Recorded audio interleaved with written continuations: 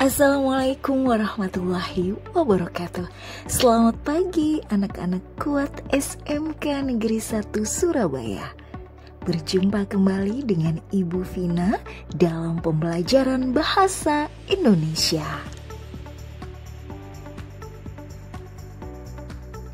Kali ini kita akan belajar materi bahasa Indonesia kelas 10 semester ganjil. Mengungkap kritik lewat humor. Banyak hal yang kita lewati dalam hidup, baik perkara yang menyenangkan maupun tidak. Dari yang lewat begitu saja, sampai pada perkara yang membutuhkan penyelesaian secara serius. Itulah problematika hidup dan kehidupan. Terkadang hidup ini berada di atas, merasa senang dan sebagainya. Sebaliknya, kita juga bisa berada dalam kondisi di bawah, merasa sedih dan sebagainya. Semua itu tidak akan bermakna jika kita tidak memikirkan proses itu dengan baik. Salah satu cara paling mudah untuk menghadapi itu semua adalah dengan melihatnya dari sudut pandang humor. Kita juga dapat menyampaikan kritik lewat humor. Bagaimana caranya? Ayo pelajari bab berikut dengan sungguh-sungguh. Pernahkah kalian membaca sebuah cerita singkat yang berbau humor, tetapi sedikit menjurus kepada kritik? Cerita singkat tersebut biasa disebut teks anekdot. Teks anekdot selain memberi humor, juga harus memuat amanat, pesan moral, ataupun kebenaran secara umum.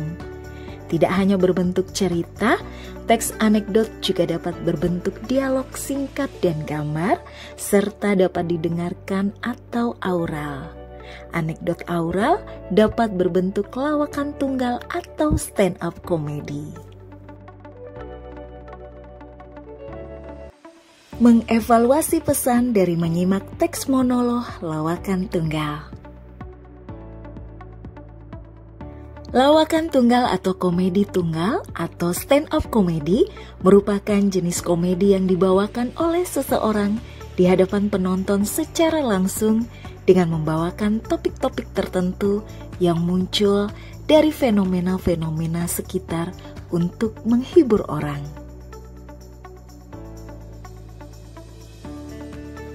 Orang yang melakukan stand up comedy disebut pelawak tunggal atau komika. Komika membawa materi dengan gaya monolog, walaupun ada beberapa teknik yang mengharuskan mereka berinteraksi dengan penonton.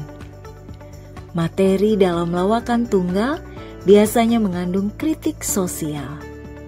Kritik sosial merupakan suatu kritik, masukan, sanggahan, sindiran, tanggapan, ataupun penilaian terhadap sesuatu yang dinilai menyimpang atau melanggar nilai-nilai yang ada di dalam kehidupan masyarakat. Penyampaian kritik sosial secara lisan menjadi alternatif tersendiri dalam menyampaikan muatan kritis, terutama melalui humor. Melalui humor, muatan kritis dibalut dengan penyampaian yang lucu, jenaka, dan menggelitik hati sehingga lebih mudah diterima. Lawakan tunggal menyampaikan kritik sosial dengan santai dan lucu, namun tetap tajam. Kritik sosial dapat disampaikan secara tertulis dan verbal. Contoh tertulis berupa komik, teks anekdot, dan teks lawakan tunggal. Adapun contoh secara verbal berupa lagu dan penampilan lawakan tunggal.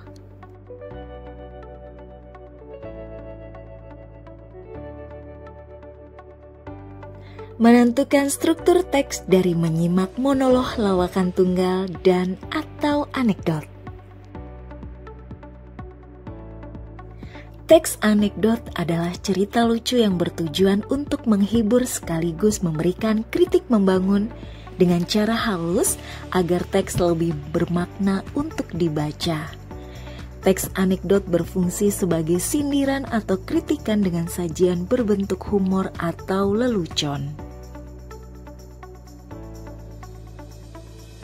Sindiran tersebut dapat berkaitan dengan masalah politik, hukum, atau kebiasaan sehari-hari. Anekdot biasanya mengangkat cerita tentang orang terkenal atau penting atau tokoh masyarakat berdasarkan suatu kejadian. Kejadian tersebut yang menjadi dasar dalam cerita lucu dengan menambahkan unsur rekaan. Jadi, teks anekdot dibuat sebagai salah satu bentuk kritik yang menyampaikan realitas sosial dengan cara yang unik, jenaka, dan lucu. Beberapa tujuan dibalik pembuatan anekdot yaitu untuk membangkitkan tawa para pembaca, sarana penghibur, dan sarana pengkritik. Teks anekdot tidak hanya berisi kisah-kisah cerita lucu, melainkan terdapat amanat, pesan, serta ungkapan tentang suatu kebenaran secara umum. Hal itu membuat teks anekdot dapat berfungsi sebagai sindiran atau kritikan dengan sajian berbentuk humor atau lelucon. Teks anekdot memiliki dua macam isi, yaitu tersurat dan tersirat. Isi tersurat adalah isi yang tertulis secara harfiah dan langsung dapat dibaca di dalam teks anekdot. Adapun isi tersirat adalah isi teks anekdot yang tersembunyi atau tidak dijelaskan secara langsung dalam teks. Isi tersebut berhubungan dengan situasi dan kondisi masyarakat pada umumnya. Berikut ciri-ciri teks anekdot. 1. Bersifat humor atau lelucon. Artinya, teks anekdot berisikan cerita lucu atau bualan. 2. Bersifat menggelitik. Artinya, teks anekdot akan membuat pembacanya merasa terhibur dengan kelucuan di dalam teks. 3. Memiliki tujuan tertentu. 4. Bersifat menyindir atau mengkritik. 5. Bisa jadi mengangkat cerita mengenai orang penting. 6. Kisah cerita yang dibuat hampir menyerupai dongeng. 7. Terkadang menceritakan tentang karakter hewan dengan manusia yang terhubung secara umum dan realistis. Teks anekdot memiliki struktur yang dapat membedakan dari teks lainnya. Struktur tersebut terdiri dari 1. Abstrak. Abstrak merupakan bagian awal teks anekdot yang berfungsi memberikan gambaran tentang isi teks. Biasanya bagian ini menunjukkan hal unik yang ada di dalam teks. Abstrak dapat disebut sebagai tahap pembukaan. Bagian ini sifatnya opsional, boleh ada atau tidak. Struktur yang kedua adalah orientasi. Orientasi merupakan bagian teks yang menunjukkan awal kejadian cerita atau latar belakang suatu peristiwa terjadi. Biasanya, penulis bercerita dengan detail di bagian ini. Bagian ini mengarah pada terjadinya suatu krisis, konflik, atau peristiwa utama. Bagian orientasi berfungsi membangun teks dan menjadi penyebab timbulnya krisis. 3. Krisis atau komplikasi. Krisis atau komplikasi adalah bagian teks yang menunjukkan hal atau masalah yang unik dan tidak biasa yang terjadi pada penulis atau orang yang diceritakan. Krisis dimaknai sebagai saat terjadinya ketidakpuasan atau kejanggalan.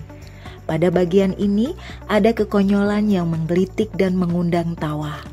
Bagian ini merupakan inti dari peristiwa anekdot. 4. Reaksi. Reaksi merupakan bagian teks yang menerangkan cara penulis atau orang yang diceritakan dalam menyelesaikan masalah yang timbul di bagian krisis. Reaksi itu berkenaan dengan tanggapan atau respon atas krisis yang dinyatakan sebelumnya. Reaksi dapat berupa sikap mencela atau menertawakan. Bagian ini seringkali mengejutkan, sesuatu yang tidak terduga atau mencengangkan. Reaksi dijadikan sebagai bagian yang memberikan penyelesaian masalah lengkap dengan menggunakan cara yang menarik dan berbeda dari biasanya.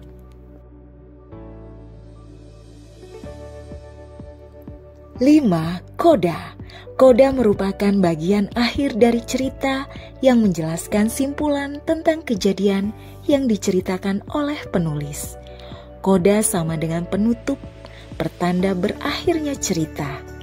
Di dalamnya berupa persetujuan, komentar, atau penjelasan atas maksud dari cerita. Bagian ini biasanya ditandai oleh kata-kata seperti itulah, akhirnya, demikianlah. Keberadaan koda bersifat opsional, yaitu boleh ada atau tidak ada pada sebuah teks anekdot. Menilai akurasi kritik sosial yang disampaikan dengan membandingkan beberapa isi teks.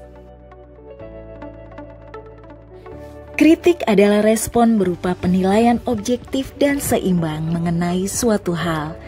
Kritik kerap disampaikan untuk menanggapi suatu pernyataan, opini, kebijakan, dan sebagainya.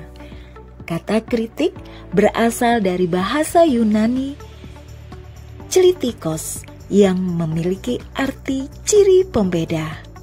Dalam Kamus Besar Bahasa Indonesia atau KBBI, kritik memiliki definisi kecaman atau tanggapan yang disertai uraian dan pertimbangan baik buruknya terhadap suatu hasil karya, pendapat, dan sebagainya. Dalam arti lain, kritik adalah ciri pembeda dari suatu pendapat terhadap pendapat lain berdasarkan pengamatan dan penganalisisan terlebih dahulu, kemudian menginterpretasikannya terhadap suatu posisi pendukung atau tidak mendukung, bertentangan atau tidak bertentangan dengan objek yang dikritik tersebut. Kritik dapat berasal dari berbagai sumber, misalnya komik, berita, dan artikel. Sumber-sumber tersebut dapat membahas sebuah topik yang sama, namun penyajian dan penyampaian informasi dapat berbeda. Dengan membandingkan beberapa informasi dari sumber yang berbeda, kalian dapat memperoleh informasi yang lebih akurat dan bertanggung jawab untuk menyampaikan kritik. Kalian dapat mengklasifikasikan informasi berupa gagasan yang bersifat simpati, empati, peduli, maupun pro dan kontra dari berbagai sumber yang kalian bandingkan. Mari kita bahas satu persatu. Simpati. Simpati adalah kemampuan seseorang untuk merasa iba atau kasihan, tetapi tidak mampu merasakan perasaan orang lain. Sikap simpati sebatas rasa perhatian yang muncul saat menyaksikan sebuah peristiwa. Misalnya orang tua teman sekelas meninggal dunia, kemudian kalian mengutarakan bela sungkawa atas kepergian orang tuanya. 2. Empati.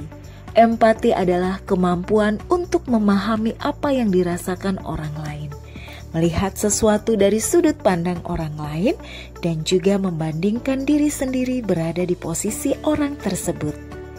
Empati memainkan peran penting dalam membangun dan menjaga hubungan antar sesama manusia. Perasaan empati juga bisa muncul dalam diri seseorang meski ia belum pernah mengalami peristiwa tersebut. Contoh sikap empati yaitu menghibur temannya yang sedang bersedih dengan cara menemaninya dan mendengarkan keluh kesahnya. 3. Peduli. Peduli adalah sikap memperhatikan dan bertindak proaktif terhadap kondisi atau keadaan di sekitar. Lebih luas, peduli merupakan sikap keberpihakan seseorang terhadap persoalan atau masalah yang ada di lingkungan sekitar. 4. Pro. Pro adalah sikap yang mendukung atau menyatakan sesuatu tentang kesetujuan terhadap suatu hal. Misalnya, Yuni mengangguk saat diajak Shanti ke kantin. 5. Kontra. Kontra adalah keadaan tidak setuju atau dalam keadaan menentang terhadap suatu hal. Misalnya, beberapa guru menolak kebijakan siswa membawa ponsel ke sekolah karena akan mengurangi interaksi siswa secara sosial, pemahaman belajar, dan sulit untuk fokus dalam pelajaran. Menggunakan kaidah bahasa untuk menyampaikan kritik. Apakah kalian pernah menyampaikan kritik kepada orang lain? Bagaimana bahasa yang kalian gunakan? Berkomunikasi memang tidak semudah bayangan kita, apalagi jika menyampaikan kritik. Dalam menyampaikan kritik, kalian dapat menggunakan bahasa yang sopan, lugas, atau langsung pada intinya. Berikut beberapa kaidah kebahasaan yang dapat digunakan ketika menyampaikan kritik. 1. Pertanyaan retorik. Pertanyaan retorik adalah pertanyaan yang tidak memerlukan jawaban karena jawabannya sudah ada di dalam kalimat itu sendiri. Pertanyaan retorik tidak perlu dijawab karena memang sebenarnya bukan sedang bertanya, tetapi mengungkapkan sebuah pernyataan dalam bentuk pertanyaan.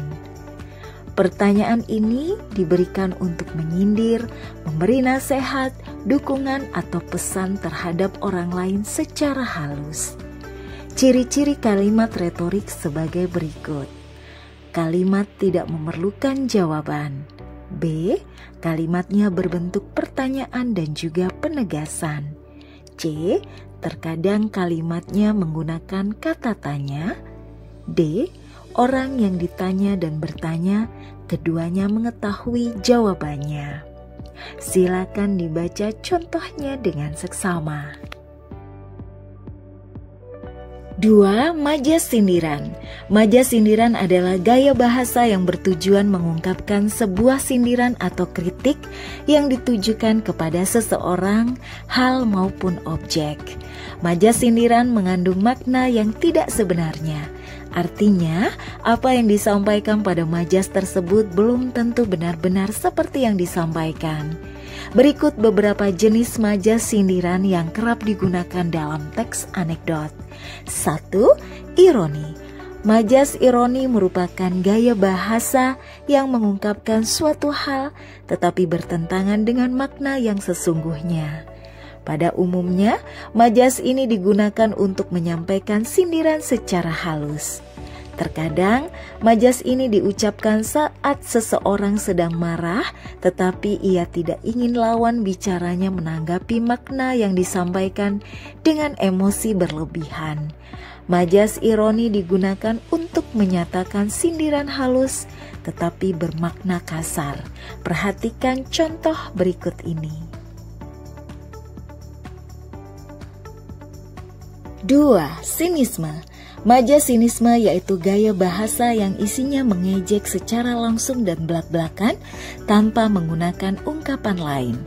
Fungsi utama dari majas ini yaitu memberitahu suatu hal dengan lebih jelas sehingga memberi dampak kuat bagi pendengar atau pembacanya. Silakan diperhatikan contoh majas sinisme. 3. Sarkasme. Majas sarkasme adalah majas yang diungkapkan dengan konotasi kasar dan dilontarkan secara apa adanya. Majas ini termasuk majas sindiran, tetapi diungkapkan tanpa kata-kata yang lembut karena menggunakan frasa yang kasar. Perhatikan contoh majas sarkasme berikut ini. Dalam teks anekdot, majas ironi dan sinisme yang lebih sering digunakan karena kritik sosial yang disampaikan dalam teks anekdot bersifat santun.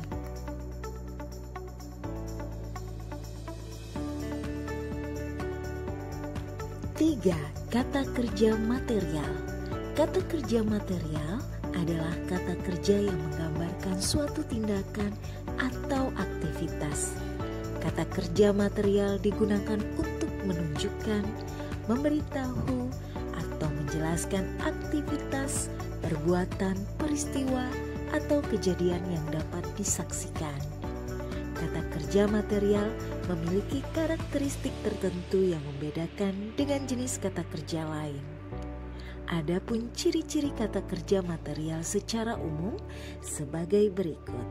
Yang pertama, digunakan untuk menyatakan tindakan fisik atau peristiwa yang dapat diamati secara nyata. 2. Dapat berfungsi sebagai predikat dalam kalimat. 3. Seringkali diikuti oleh objek yang menerima suatu tindakan atau mengalami peristiwa. 4. Menunjukkan tindakan atau peristiwa yang dapat dilihat, dirasakan, atau didengar oleh panca indera.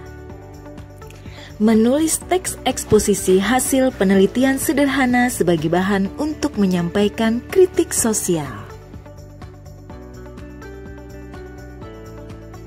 Menulis teks anekdot juga membutuhkan data yang faktual dan akurat. Kalian dapat melakukan penelitian sederhana dengan melakukan survei. Hasil penelitian dengan metode survei dapat dituangkan dalam sebuah teks eksposisi laporan. Teks eksposisi laporan adalah teks yang menyampaikan sebuah gagasan atau temuan berdasarkan hasil sebuah penelitian atau peristiwa yang terjadi. Berikut adalah langkah-langkah yang harus kalian perhatikan dalam menyusun teks eksposisi laporan. 1. Menentukan topik fenomena sosial yang akan digali lebih dalam. Kalian dapat memilih topik yang mudah ditemui dalam kehidupan sehari-hari. 2. Menentukan siapa atau apa yang akan menjadi responden atau sumber data penelitian berdasarkan topik yang diangkat. Kalian dapat memilih teman-teman, keluarga, atau orang lain di sekitar kalian. Makin banyak responden penelitian, makin valid hasil penelitiannya. 3. Merumuskan hal-hal yang ingin diketahui dan topik yang dipilih dalam bentuk pertanyaan. Perhatikan contoh berikut ini. 4. Menentukan cara pengambilan data, misalnya dengan menyebarkan angket isian atau wawancara. 5. Mengumpulkan data sesuai dengan cara pengambilan data yang telah dipilih. 6. Mengolah data yang telah didapat. Kalian dapat mengolah data dengan menggunakan persentase. Misalnya, berapa persen yang akan menjawab A, B, atau C. 7. Menyajikan data kalian dalam bentuk teks eksposisi laporan. Teks disajikan dengan struktur sebagai berikut. A. Pernyataan pendapat. Berisi pendapat kalian terhadap topik yang akan dibahas. Pada bagian ini, kalian juga memberikan pendapat mengenai alasan pemilihan topik sehingga penting untuk dibahas. B. Argumen atau hasil penelitian. Berisi tabel, grafik, atau diagram untuk menunjukkan data yang telah kalian peroleh. C. Penegasan ulang atau simpulan. Berisi simpulan atau penegasan pendapat kalian terhadap hasil yang sudah dibahas. Laporan teks eksposisi juga dapat kalian tuangkan dalam bentuk infografik. Infografik adalah bentuk komunikasi visual berupa kumpulan gambar, grafik, dan teks. Infografik digunakan untuk memudahkan pembaca dalam memahami suatu topik. Penggunaan infografik mengubah suatu data atau informasi menjadi bentuk visual. Infografik menggunakan gambar yang menarik agar dapat memberikan informasi dengan lebih jelas, singkat, dan mudah dipahami. Mengubah teks anekdot ke dalam bentuk komik potongan atau komik strips. Anekdot tidak hanya dapat disajikan dalam bentuk tulisan, namun juga dalam bentuk gambar. Gambar tersebut dapat berbentuk karikatur atau komik. Menurut Kamus Besar Bahasa Indonesia KBBI, komik adalah cerita bergambar yang sifatnya mudah dicerna dan lucu. Biasanya terdapat di majalah, surat kabar, atau dibuat berbentuk buku. Komik yang digunakan untuk menyajikan anekdot berbentuk komik potongan atau komik strip. Komik potongan merupakan komik yang hanya terdiri dari beberapa panel gambar saja. Namun dilihat dari segi isi telah mengungkapkan sebuah gagasan yang utuh. Tentu saja karena gambarnya hanya sedikit dan gagasan yang disampaikan juga tidak terlalu banyak, lazimnya hanya melibatkan satu fokus pembicaraan, seperti tanggapan terhadap berbagai peristiwa dan isu-isu mutakhir. Komik potongan kerap ditemukan dalam berbagai majalah anak dan surat kabar. Kalian dapat membuat komik potongan. Berikut ini adalah langkah-langkah yang dapat kalian lakukan. Yang pertama, menentukan cerita yang akan dituangkan dalam bentuk komik. 2. Mengubah cerita yang dimiliki ke dalam naskah komik. Karena panel yang akan digunakan terbatas, kalian harus memilih adegan-adegan inti dalam cerita. 3. Membuat sketsa gambar. Komik dapat dibuat dengan cara menggambarnya sendiri atau dapat menggunakan foto-foto yang gerakannya disesuaikan dengan rencana naskah yang dibuat. 4. Menebalkan dan mewarnai sketsa hingga menjadi komik yang utuh. Menampilkan lawakan tunggal secara santun. Lawakan tunggal atau stand-up comedy merupakan jenis lawakan yang dibawakan seseorang di atas panggung dengan cara bermonolog mengenai suatu topik. Seni komedi ini dikatakan cerdas tanpa bermaksud mendiskreditkan pihak lain. Materi lawakan ini memuat hal-hal lucu dari lingkungan sekitar yang kemudian dianalisis dan disusun lewat humor.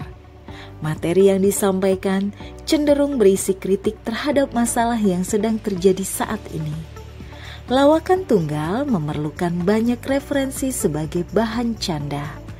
Teknik dan persiapan terstruktur benar-benar diperlukan sebelum beraksi di panggung. Umumnya, khalayak yang menikmati acara ini berasal dari kalangan mahasiswa. Hal ini didukung banyaknya komunitas stand-up komedi yang terbentuk di beberapa universitas di Indonesia. Tema yang sering diangkat mengenai politik, pemerintah, korupsi, narkoba, cinta, hingga film. Cara penyampaian pesan yang berbeda dengan muatan kritik dan sindiran terhadap pemerintah ini telah membuktikan bahwa stand-up komedi berani mengambil resiko dan menjunjung nilai demokrasi yang ada di Indonesia. Format lawakan tunggal. Materi lawakan tunggal harus berformat setup bagian tak lucu, punch bagian lucu, atau boleh menggunakan format lain seperti rule of three, lucu pada contoh ketiga. Mari kita bahas satu persatu. Yang pertama, setup. Setup adalah bagian tidak lucu dari sebuah lawakan yang berfungsi memancing penonton agar mereka penasaran. Saat mendengarkan setup, penonton memikirkan kisah pertama, yaitu bayangan atau pikiran penonton mengenai setup dalam teks anekdot. Setup berfungsi sama dengan krisis. Perhatikan contoh setup berikut ini. 2. Punch. Punch adalah bagian yang lucu atau mengandung unsur humor dan seharusnya mengundang tawa penonton. Punch berfungsi untuk menyodorkan kejutan kepada penonton. Saat mendengarkan punch, suatu beat, penonton memikirkan kisah kedua, yaitu bayangan atau pikiran penonton mengenai punch. Punch disebut juga pembelok pikiran penonton karena berisi sesuatu yang di luar kewajaran atas setup yang diberikan. Dalam teks anekdot, punch berfungsi sama dengan reaksi. Perhatikan contoh punch berikut ini. 3. Beat. Beat merupakan sepasang kesatuan setup atau punch yang membahas suatu subtema. Sebuah naskah terdiri atas beberapa beat yang saling berkaitan. Beat merupakan bagian kecil dari naskah lawakan tunggal. Perhatikan contoh beat berikut ini.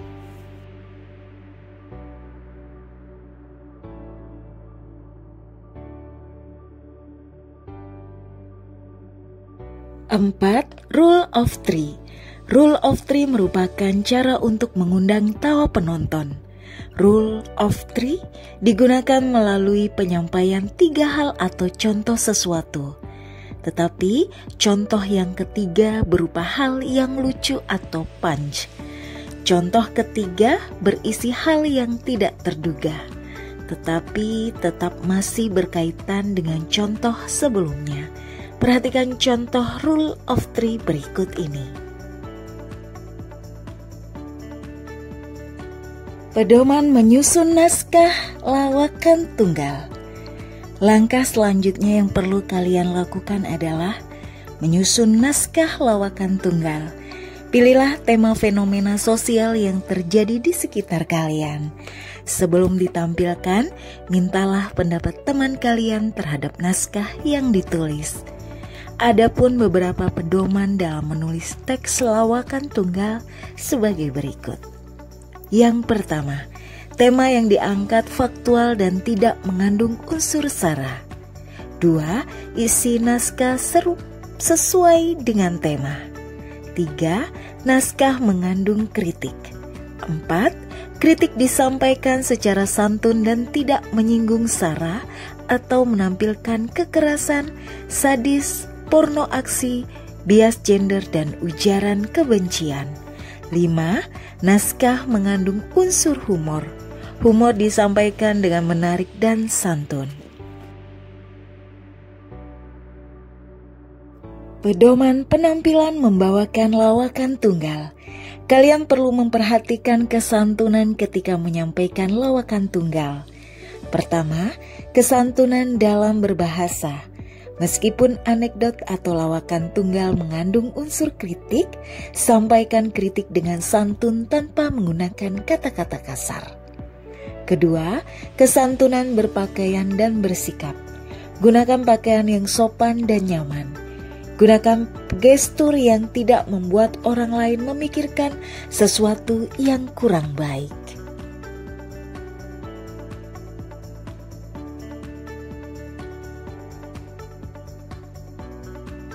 Demikianlah materi bahasa Indonesia kali ini.